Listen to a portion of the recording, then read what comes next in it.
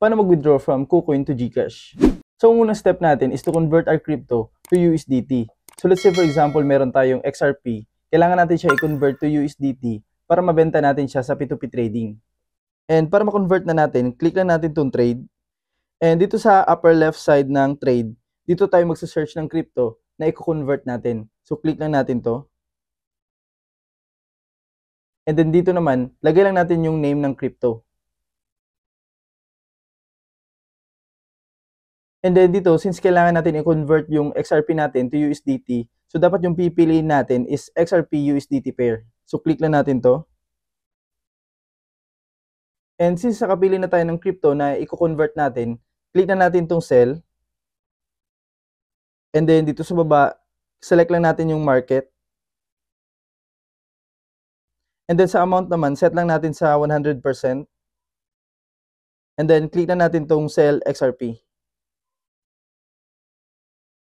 So yun, na-convert na natin. So punta lang tayo dito sa assets para makita natin yung USDT natin. So click lang natin to. And then dito sa assets, click lang natin tong trading. So as you can see, ito na yung USDT na na-convert natin. And para mabenta na natin siya sa P2P trading, kailangan natin siyang i-transfer sa funding. So click lang natin tong transfer. And then dito, set lang natin yung from trading and then yung to funding. So click lang natin tong icon na to. And then dito sa coin, make sure na nakaselect ang USDT. And then dito naman sa quantity, click lang natin tong max para matransfer lahat.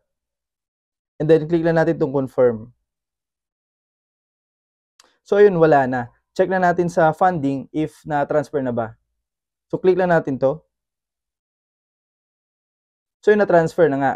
So balik na tayo sa homepage ng KuCoin para mabenta na natin sa P2P trading. So click lang natin to. And then dito, click lang natin itong P2P trading. Then click OK. So dito naman sa P2P trading, click lang natin itong sell. And then make sure na nakaselect ang PHP as currency. And then dito naman sa crypto, make sure na nakaselect ang USDT. Next is the quantity. So click lang natin to. So dito pwede mo ilagay yung exact value ng USDT natin in PHP or pwede ka din maglagay ng lowest limit. Then click lang natin itong confirm. Next is the payment method. So click lang natin to. Then search lang natin ang GCash. Then click lang natin. Then click confirm. Pero bago tayo mag-proceed, make sure na na-set up mo na si GCash as payment method. And if hindi pa, punta lang tayo dito sa upper right side and then click lang natin itong 3 dots. And then click lang natin itong payment method. And then click lang natin itong add payment method. And then dito naman sa payment method, click lang natin itong arrow. And then search lang natin yung GCash. Then select GCash. So dito lagay mo lang yung mga information na kailangan and then click mo lang itong confirm. And once na set up na natin si GCash as payment method, click lang natin itong sell. And then dito sa amount, click lang natin itong all para mabenta natin lahat. And then click lang natin itong sell now. So ngayon hintayin na lang natin na dumating yung payment ni merchant. So yun, na-send na ni merchant yung payment.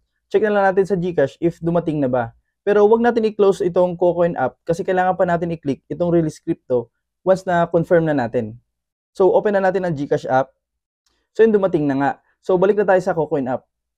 And then dito, click na natin itong release crypto.